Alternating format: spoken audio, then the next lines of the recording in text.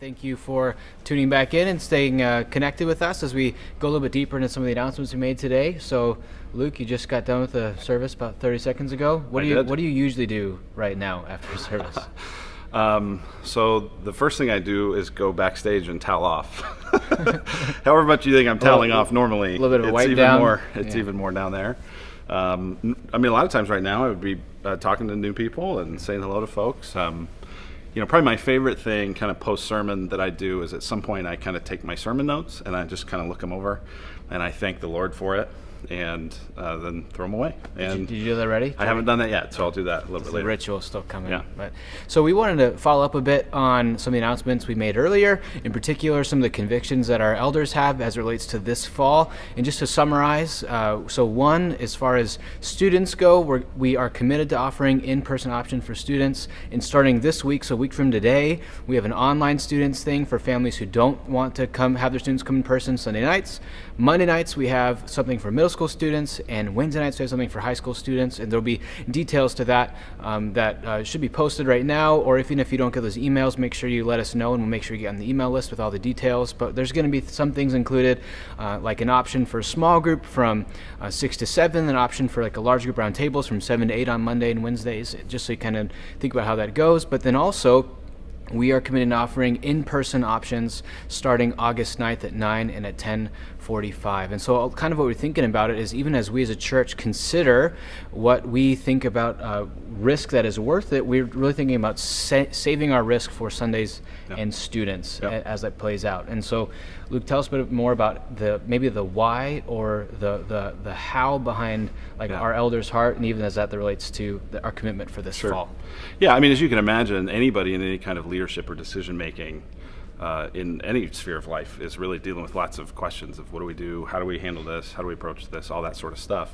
And our elders have been in the same place. And so where we've really been kind of feeling over these last weeks, and really months, but it's built up over these last weeks, is we're just hearing about and hearing from more and more people who need more in-person connection, where we all at this point, we know what the physical risks are, we know the kind of vulnerable populations, and we know the precautions to take, and there are some people who are saying, I know all that, but the risk of what I'm experiencing in terms of isolation, in terms of depression, in terms of anxiety, I need more connection. And so we really felt like there's risks either way, right? There's risks of meeting, there's health risks, there's risks, emotional and spiritual especially, of not meeting. And so we realized most people's probably, maybe at most half of the congregation would come back in person.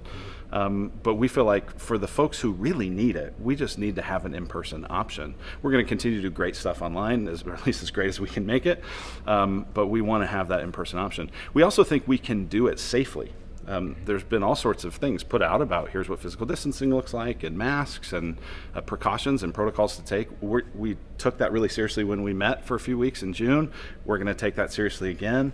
And we've just kind of felt like, the whole on, off, will we, won't we, is just creating even more stress and anxiety to an already difficult situation. So in light of even Ducey's recent announcement that he's going to extend things, and every 2 weeks, what you're saying is our church is committed to civil disobedience? Is that what you're getting at? Or how does that play out in Arizona? Clearly not, well, not clearly, because that's a good question. That is not what we're saying. This is not an issue of civil disobedience. There are some states in the country where churches are having to make that decision. In Arizona, we've had the blessing really this whole time of the governor and the attorney general saying that churches count as essential services. Churches can continue to meet. There's guidelines, there's recommendations, but we have that designation of church as essential service. Yeah. I'm hugely grateful for. Sure. This would be a totally different conversation, maybe not totally different, but substantially different if we were in a different state. And so I'm grateful to be in Arizona it's a huge blessing. And it's something that up to this point we've said, you know what, we have the freedom to do that. We have the right to do that. We're choosing not to do it, but now we're choosing to do it. We're choosing to take that option and leverage that right, not to wave it in anyone's face and say, there, we have our rights, but really just to say, you know what, we think there's a lot of wisdom in having an option for people who need it. In addition to that, this fall, we're not just going to be doing in-person worship services, but we're trying to push as much as we can into any areas of connection. So you talked in the service about online groups and online connect. We want people in relationships. We want students, we want adults in relationships. One of the other things we'd love to encourage you to do, we'll have more resources on this coming soon, is to actually form watch parties, right? Some of you are in a place where you're going, you know what, I'm not ready to come to church with 100 or 200 people, but I really am sick of doing this by myself. Most weeks I want to turn it off.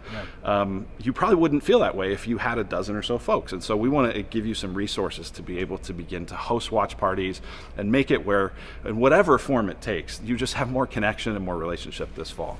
Yeah, we recognize and understand that everyone is doing different risk economics based on their situation and their values and their desires. And so there may be some of you who, I've talked to a number of people who are going, you know what, I'm okay with the risk of sitting around a table with 8 people, but I'm not ready to come on Sunday mornings yet. And other people have said the opposite. Right. I think it's worth it to me to take communion and sit under preaching in person, but I'm not going to do my women's table this semester. Other people I know who are saying, because of my proximity to my grandparents, we're not doing anything. And other people I know who are saying, because of who we connect with on a regular basis, you know, I mean, we're not going clubbing on Saturday nights and sweating on strangers, but we're okay with being in an RC environment and here on Sundays. And so this whole idea of like, where do you save your risk by choosing not to do some things, and where do you spend your risk by choosing to do some things? Yeah.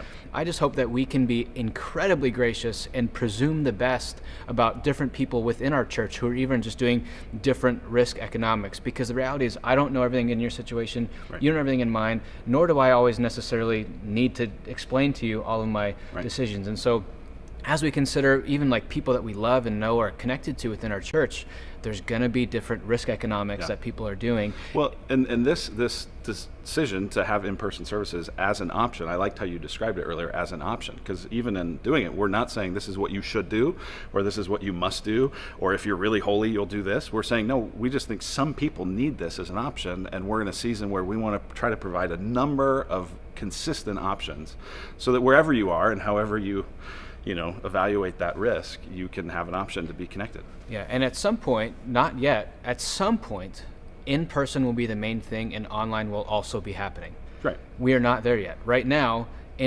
online is the main thing and in-person is an option. And so who knows where this is going to go over the next coming months, or but right now it's not like there's the main thing in person and online is a fine substitute. But it's right now we recognize that our church will probably be 60-40, 40-60, and so we're committed to the online thing being a main thing in addition to another main thing. One more thing we should say, because I know as a parent I would be thinking this, because I don't think we've said it, is will there be kids ministry? And the answer is yes. We've done some surveying with our kids volunteers, and it looks like there's going to be enough to be able to provide a consistent kids experience. The size dynamics and different specifics I'm not going to get into, but if you decide to come in person, we will have kids ministry. Yeah, we have some incredibly competent ladies on that team who are considering all the options, and also part of the reason not the only reason, part of the reason we're doing the 9 and 10:45 is so that we can continue to offer consistent quality kids ministry at all of our services. That's a big part of that. Yep. Yeah, and so thank you so much for your prayers and your encouragement. I've gotten a lot of notes from you who have said, hey, we appreciate the elders, we appreciate the pastors, we appreciate what you guys are doing, and it really does mean a lot to us. The reality in most things in leadership is you can either have, we were talking about this earlier, if things are really clear to you about what should happen, it usually means you don't have a lot of responsibility. And to try to have responsibility, but also try to see things clearly and communicate clearly it's not easy. And so your prayers and your encouragement have meant a lot. Yeah, even as we consider the political situation, I know people who have responsibility and they don't have clarity, and people with clarity and they don't have responsibility. And so I just want us to be extending a lot of grace, not just to the pastors here, but also our political leaders. And it's a unprecedented season. So if I had $1 for every time I heard that phrase, right? Well, hey, we love you, and we really appreciate it. Thanks for your attention, and thanks for your love. We love you, and we'll see you soon. Absolutely. Bye.